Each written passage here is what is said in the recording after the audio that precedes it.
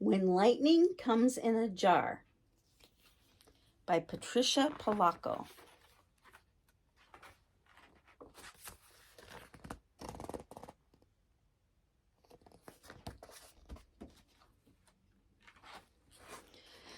Today is my family reunion. I can hardly wait. My dad's side of the family will come soon. It's been ages since I've seen them all. Before, our reunions were always at Grandma's house. But this year it's going to be at mine. I'm so anxious to see my cousins, especially Lydia and Sandy. They'll be wearing the same colors that we always wear at our family reunions. They wore them at their last reunion. I remember that day. Grandma and I stood in her front window, waiting for my relatives to come. I can't wait to see them all, I said to her. I know, she answered. Will there be jello like there always is? I asked. Yes, she answered. And baseball and croquet like there always is? And a bag races too?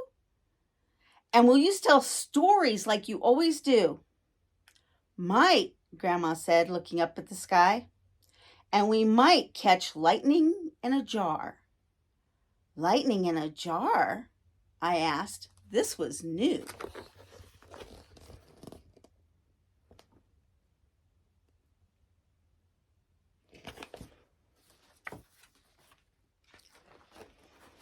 And then my relatives started driving up by the carload, one after the other. Finally, the car I was waiting for rolled up and my 5 cousins piled out. Sandy, Freddie, Billy, Lydia, and Carl.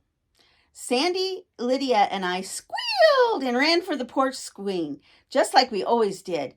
We held hands and pushed the swing with our bare feet. We told secrets we had kept for a whole year.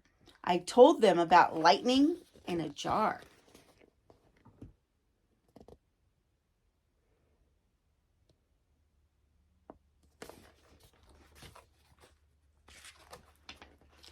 When my dad called out, "Who's going to help unload these baskets from the car?" We shouted, "We will!" And we lugged baskets full and heavy to the tables in the maple grove. Wonder how many Jell-O salads there will be, my cousin Freddie asked. Gazillions, there always are, my cousin Billy answered. Sure enough, there were gazillions. They jumped and shook every time we bumped the table. They seemed alive. Bet there'll be as many meatloafs, too, my brother chimed in. There they were as we unpacked them. Zillions of meatloafs. They were all different, too. Each Annie had her own recipe, including Aunt Bertha, who made one with a hard-boiled egg in the middle. When we cut it, there was a perfect slice of egg, like a giant eye. Our aunties and grandma flitted around the tables like butterflies going from flower to flower. They perked up the salads, the lettuces, or rearranged the tomatoes and set slices of meatloaf so they looked perfect.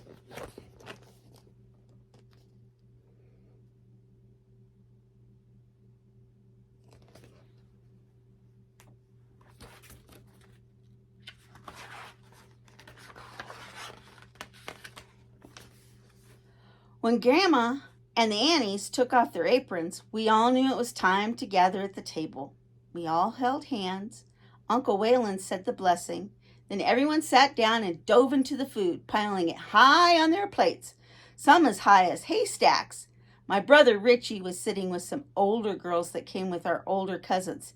He was acting silly. I could tell he liked one of them. Embarrassing.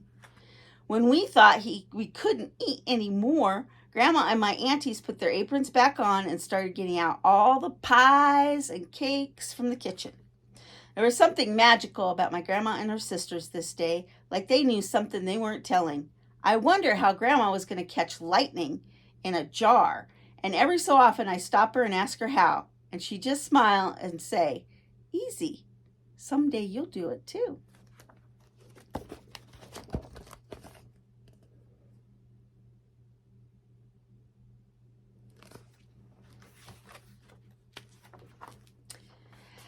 After we ate, It was time for our annual baseball game, my dad and uncles against us kids. "Better up," my dad called out as my cousin Billy stepped up to home plate. Lucky he was on our team. He could hit anything. When he was out at field, he'd leap in the air, make impossible catches. "That kid can jump higher than a cow's back," our uncles used to say. First pitch out, Billy hit the ball so hard it clean disappeared. We thought we saw lightning as it hit the sky.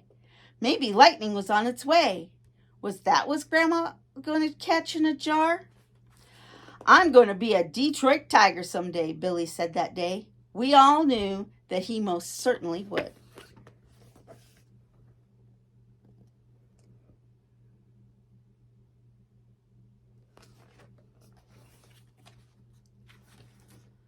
Next, it was time for croquet, the biggest game of the day, which our uncles kept interrupting with friendly quarrels about bent hoops, crooked wickets, and wanting to take wrist shots. We had bag races, watermelon seat spitting contests, and rides on Grandpa's draft horse, too.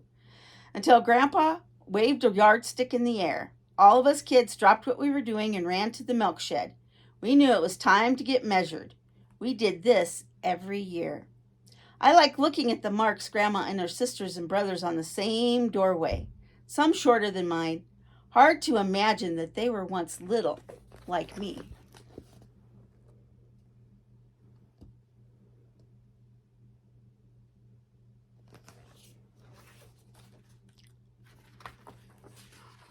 Aunt Bertha had gone to the house and fetched all the family portrait albums. The aunties showed us old brown photos and pointed. That was their father, who saved souls as a circuit preacher when he wasn't farming.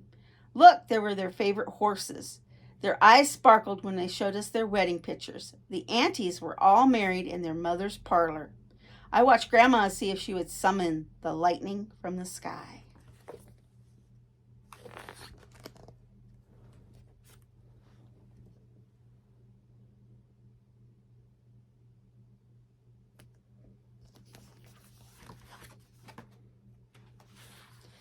"It's time for our family photo," Aunt Iva called out as she jumped up and grabbed her camera. We kids didn't like this part because it meant any dirt on our faces would be scraped off with a hanky that our aunties had spit on, especially mine. "Everybody smile," Aunt Iva sang out.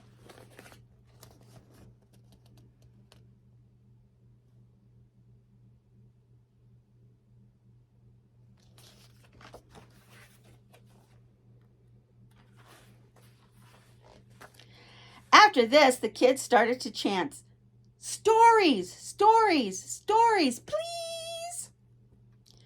Grandma and her sisters and brothers had started quiet and slow. Uncle Ernest told about milking cows faster than lightning. Grandma told about how she and her sisters walked 7 miles to a one-room schoolhouse over in Lock Center, and how each of them had taught in that same school. Then there was some quiet as Aunt Iva started fanning herself. We knew she was getting ready. "I remember the day I was driving the rig home from school when I came upon a rattlesnake." We all looked at one another.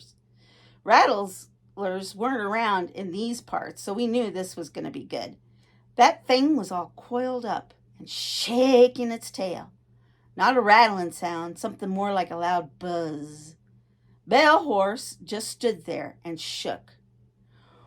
"What did you do, Aunt Iva?" we asked. "Well, sir, I stepped out of the buggy, took my umbrella, smacked it in the middle of that snake all coiled up. It just wrapped around that umbrella. I knew if it struck me, I was a goner." We all leaned forward. "So I picked it up, gave the umbrella a sharp jerk, flung that snake into Cecil Potter's field. Then I jumped in my buggy and galloped home, like the wind." All my aunts and uncles laughed. Then a flicker of heat lightning sprang out of the horizon.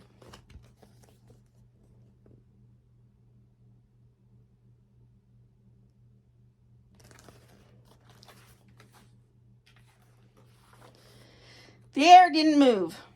Was some magic going to happen? Aunt Ida fluttered her fan. We knew she was getting ready to top Aunt Iva's story. Have I ever told you children about the time I took a ride in the first newfangled motor car here in my country, No, we kids sang out. Well, sir, it belonged to Eddie Dunkel. My pa didn't approve of him. No, never, no how. He's a wild kid, he'd rave. Don't ever want to see you with the likes of him. Then one day, when I was walking home from prayer meeting, he rolled up next to me driving the shiniest machine I'd ever seen. Aunt Ada stopped and fanned some more. What happened, Aunt Ada? We begged. Well, Aunt Ada crowed, I climbed right into that thing. Eldie shifted that contraption, making a terrible sound, and that roadster almost leapt right out from under us. It went so fast, my hat blew clean off. We were going almost 40 miles an hour. We raced up Moyer Road and hurtled around Evie Peters' barn, almost flattened the Bender sisters' fruit stand, then howled down Dee's Road. We gasped. And when we skidded to a stop in front of Pa's barn, there he was, just a-standing there. She stopped again and fanned herself. What did he do, Aunt Ada? What happened? We all pleaded.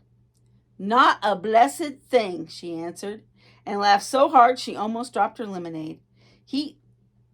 Lightning flickered again. There was a low rumble of thunder off in the distance.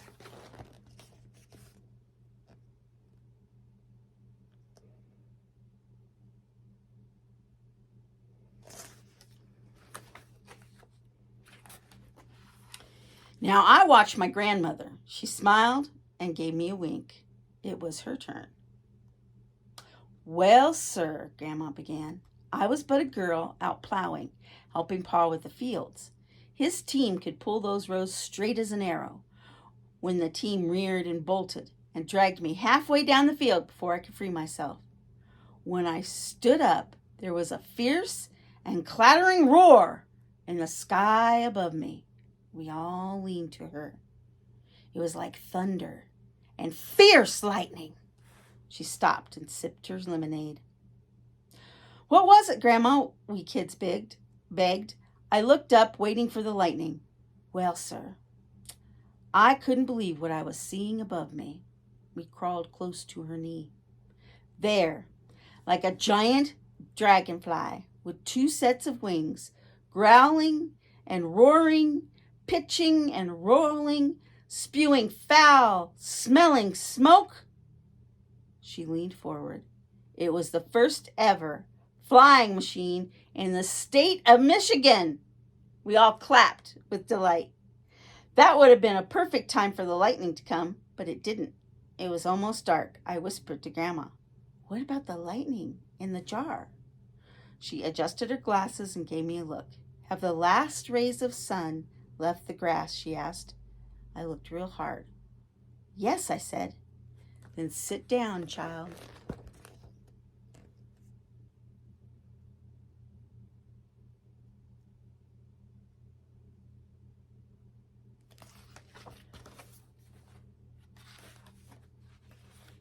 Aunt Bertha brought a wicker laundry basket full of glass canning jars and set them at Grandma's feet. Many years ago, when your aunties and uncles and I were but children, our grandpa showed us what I'm about to show you. She leaned down, touched the grass, cupping something in her hands. She thought for a moment and then said, Shadows lengthen, the day near done. Birds fly low at setting sun. Stars will rise from earth below. In these hands their light will glow. Come up, lightning, come up, stars. We'll snatch you up in these here jars. She blew her hands and let something go. It flew for a moment, landed deep in the grass. We watched and watched, but nothing was happening. Low thunder rumbled just above us.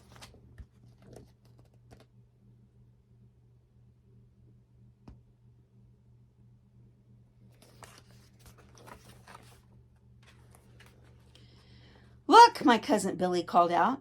A small burst of starlight popped up out of the grass. Then more. And more drifted up out of the carpeted lawn beneath our feet.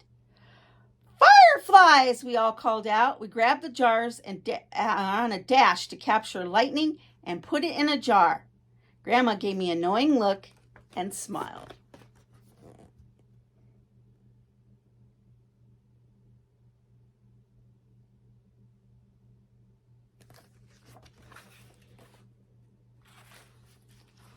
When everyone had gone home that night, Grandma and I sat on the porch swing together. We looked at the flickering jar.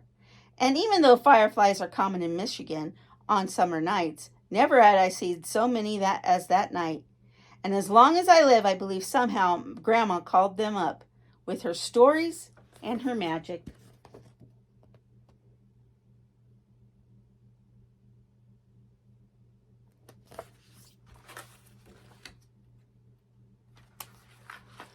That night seems so long ago, but the reunion is here again. My family is arriving. Now, my heart is racing.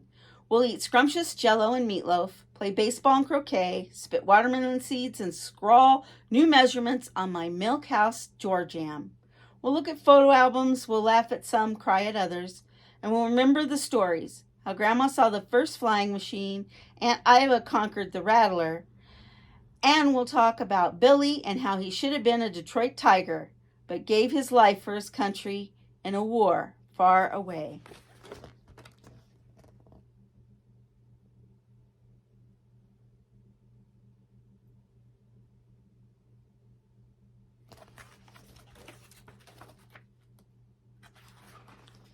Then, when the sun is low and the shadows long, we'll all sit and fan ourselves in the shade of the maple trees.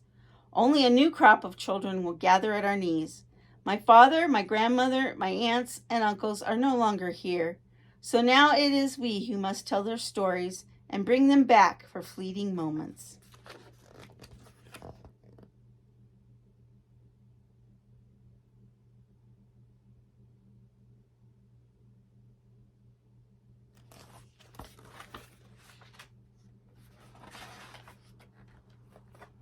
Then I will show the children the magic my grandma showed me. I'll call the stars from beneath their feet, and as they rise in the warm night air, these children will leap as high as a cow's back to gather them up.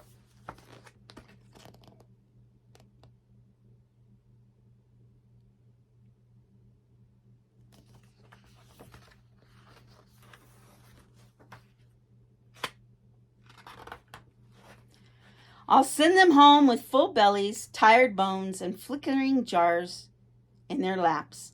Their hearts will be overflowing, full of lightning, put there by folks who loved them even before they were born. Grandma knew this well.